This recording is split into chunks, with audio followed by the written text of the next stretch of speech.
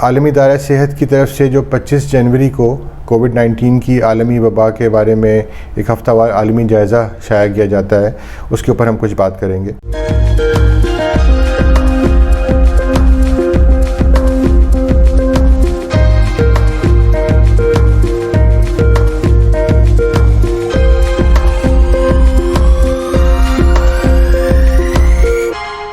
आज की गुफ्तगू में आपका पुरतपाक इस्तकबाल। आज के इस तालीमी सेशन में शामिल होने का शुक्रिया, जिसमें मेज़बानी सेहत टॉक्स यूट्यूब चैनल कर रहा है। लाइक और सब्सक्राइब बटन पर क्लिक करके आवाम में सही इल्म और तालीम फैलाने के अच्छे मकसद को सब्सक्राइब करने पर ज़रूर गौर करें। ये सब के लिए फ़ायदेमंद होगा। मेरा मकसद हम सबको किसी भी बीमारी को समझने के काबिल बनाना और तालीम देना है। फिर तरबियत याफ्ता डॉक्टर्स के तौर पर हम यकीनी तौर पर अच्छा इलाज कर सकते हैं। मैं डॉक्टर सुलेमान अहमद हूँ। मैं एक हीमेटोलॉजिस्ट, पैथोलॉजिस्ट और जनरल फिजिशियन हूँ। आज आलमी इदारा सेहत की तरफ से जो 25 जनवरी को कोविड-19 की आलमी वबा के बारे में एक हफ्तावार आलमी जायज़ा शाया किया जाता है, उसके ऊपर हम कुछ बात करेंगे। इस रिपोर्ट में SARS-CoV-2 की मुख्तलिफ़ अक़साम में के बारे में जो अपडेट्स हैं उस पर ख़ुसूसी तवज्जो दी जाती है और ये हर हफ़्ते ये रिपोर्ट जारी होती है। इस तमहीद के बाद हम WHO के रुकन ममालिक की और आलमी इदारा सेहत के नामज़द आलमी रीजन्स जो हैं, 6 रीजन्स हैं, उनकी सूरत हाल का जायज़ा लेते हुए कोरोना के ऊपर डिस्कशन करेंगे। और इस रिपोर्ट में कोरोना वायरस की बीमारी की सूरत हाल पर मुख्तलिफ़ रिपोर्ट शामिल हैं, जिनकी मदद से इस बीमारी को एवेलुएट किया जाता है। ये रिपोर्ट हफ्तावार ऑपरेशनल अपडेट्स का खुलासा भी फराहम करती है। तो आइए इस WHO की रिपोर्ट के 76वें एडिशन को समझते हैं, जो 25 जनवरी 2022 को शाया हुई थी। वीडियो की तफसील में मैंने इसका लिंक दे दिया है ताकि आप ख़ुद भी इसका जायज़ा ले सकें और फर्स्ट हैंड इंफॉर्मेशन ले सकें। हफ्तावार एपिडेमियोलॉजिकल अपडेट्स आलमी, इलाकाई और मुल्की सतह पर कोविड-19 केसेस और अमवात का एक जायज़ा फराहम करता है। कलीदी आदाद शुमार और रुझानात को उजागर करता है। इसके साथ साथ दीगर मुताल्लिका वबाई अमराज से मुताल्लिक मालूमात भी इसमें फ़राहम की जाती है। अब ये एपिडेमियोलॉजी क्या होती है?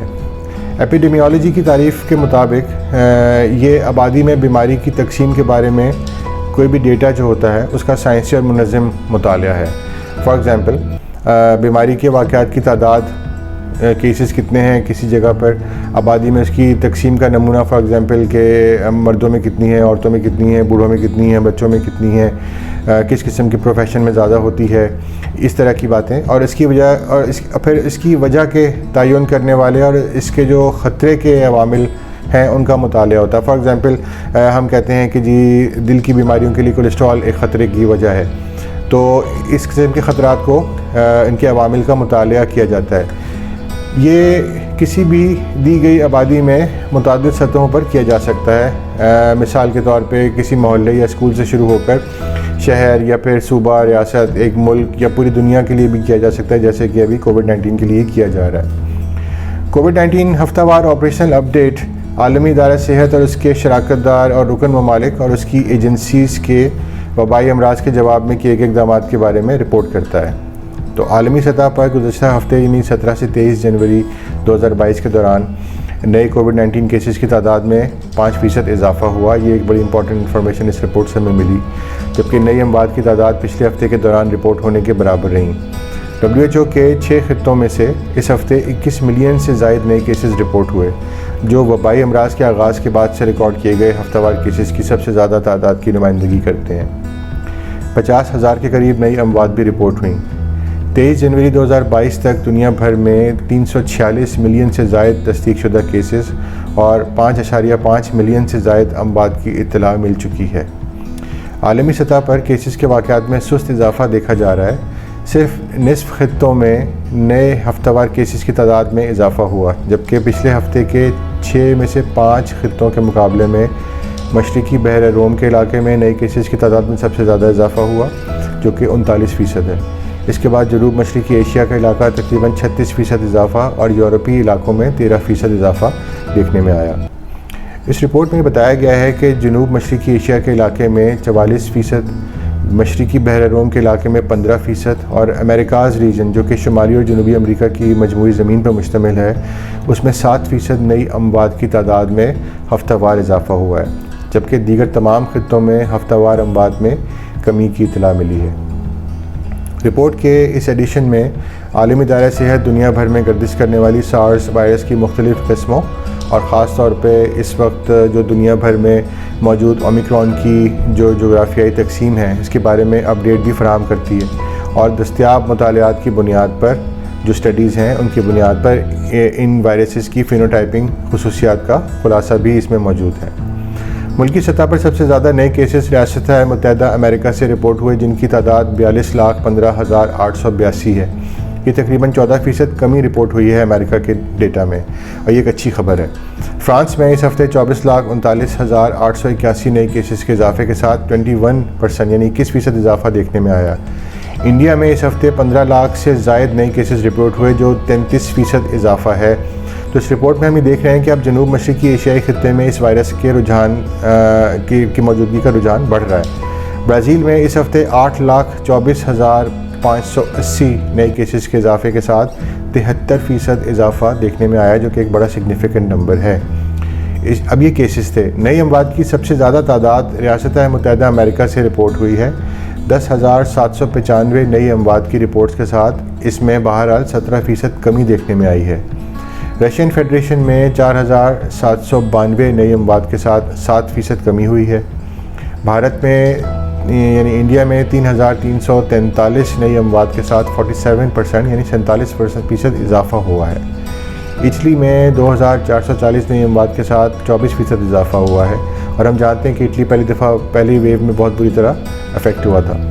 इसी तरह बरतानिया में 1,888 नई अमवात नोट की गई हैं, जो पिछले हफ्ते के अदाद शुमार की तरह से ही तकरीबन है। अब हम ये डिस्कस करेंगे कि इस रिपोर्ट में जो खुसूसी तवज्जो किस मामले पे दी गई है। गौर करने की बात यह है कि सार्स कोरोना वायरस की संगीनी की मुख्तलिफ़ अक़साम और मुख्तलिफ़ हालतों पर अपडेट को इस रिपोर्ट में डिस्कस किया गया है। आलमी इदारा सेहत अपने मुख्तलिफ़ रुकन ममालिक के हुकाम और इदारों और उनकी साइंसी महक़क़ीन के साथ मिलकर मामूल के मुताबिक इस बात का जायज़ा लेता रहता है कि आया सार्स कोरोना वायरस की मुख्तलिफ़ किस्में ट्रांसमिशन यानी इनका फैलाव और उसके बाद इसमें होने वाली बीमारी की खुसूसियात को तब्दील करती हैं या नहीं। फॉर एग्ज़ाम्पल, बीमारी पर काबू पाने के लिए जो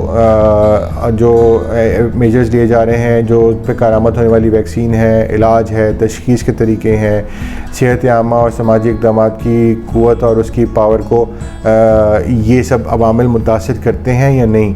तो वायरस के अंदर जो चेंजेस की जा रही हैं, हो रही हैं, म्यूटेशंस हो रही हैं, तब्दीलियाँ आ रही हैं, उनको मॉनिटर करते हैं इन सब एजेंसीज़ के साथ मिलकर।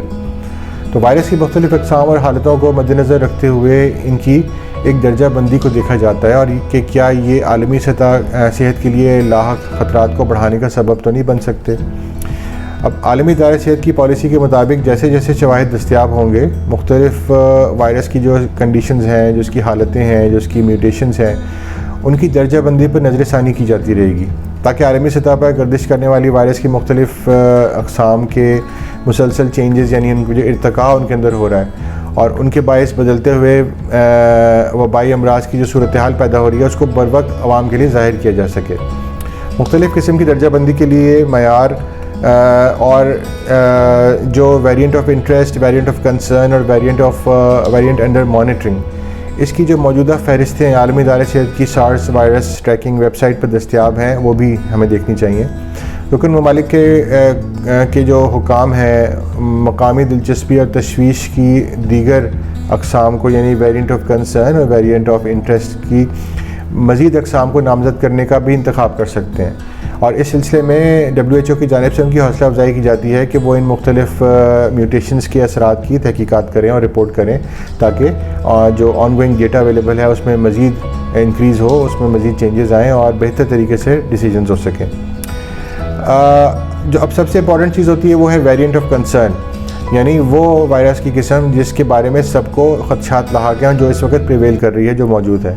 तो अब हम वेरिएंट ऑफ कंसर्न के जोग्राफियाई फैलाव और बीमारी पर उसके असरात का जायज़ा लेते हैं जो कि इस रिपोर्ट में दिया गया है। सार्स वायरस की मौजूदा वबा की खुसूसियत आलमी सतह पर ओमिक्रॉन की जो किस्म है उसका गलबा है, यानी कि मेजर जो केसेस हैं हर तरफ वो ओमिक्रॉन के नज़र आ रहे हैं। इससे पहले डेल्टा था। इसके अलावा इसमें डेल्टा वेरिएंट के फैलाव में मुसलसल कमी और अल्फ़ा, बीटा और गामा अक़साम जो हैं उनकी बहुत कम सतह की आलमी गर्दिश देखी गई है। तो ओमिक्रॉन वायरस की जो अक़साम इस वक्त गर्दिश में हैं उनमें पेंगो के वायरस के नस्ब के सिस्टम के तहत BA1, BA2, B11529, BA3 शामिल हैं। ये 4 अक़साम हैं जो कि पेंगो के सिस्टम के तहत इस वक्त WHO की इस रिपोर्ट में दी गई हैं कि ये जो ओमिक्रॉन की अक़साम हैं ये इस वक्त फैलाव में हैं। BA1 25 जनवरी 2022 तक आलमी दायरे को जमा कराए गए वायरस के फैलाव का 98.8% है, यानी ऑलमोस्ट सारे के सारे केसेस BA1 वैरायटी के अवेलेबल हैं ओमिक्रॉन के दुनिया भर में। हालांकि कई ममालिक ने BA2 की मौजूदगी के तनासुब में हालिया इजाफे की इतला दी है। इस मौजू पर हम एक नई वीडियो भी करेंगे और हम ये जानने की कोशिश करेंगे कि BA2 क्या चीज़ है और इसका क्या इम्पैक्ट हो सकता है। इन तमाम अक़साम की निगरानी WHO ओमिक्रॉन के नाम की छतरी तले ही कर रही है, यानी कि BA1, BA2, BA11529 और जो मज़ीद इसकी वैराइटीज़ हैं। आलमी सतह पर सफ़र के बायस चूँकि पाबंदियाँ अब खुल चुकी हैं तो ओमिक्रॉन केसेस के फैलाव के सबब अब मुख्तलिफ़ ममालिक में कम्यूनिटी के सतह पर भी ओमिक्रॉन का फैलाव देखा जा रहा है। तो नवंबर और दिसंबर में जिन ममालिक में ओमिक्रॉन का तेज़ फैलाव देखा जा रहा था उनमें अब कमी का अंसर देखा जा रहा है, जो कि खुशाइंद है। तो हम ये समझ सकते हैं कि अगर 1 महीने पहले किसी जगह पे इन्फेक्शन बढ़ा तो अब अगले महीने उसमें कमी आना शुरू हो गई है।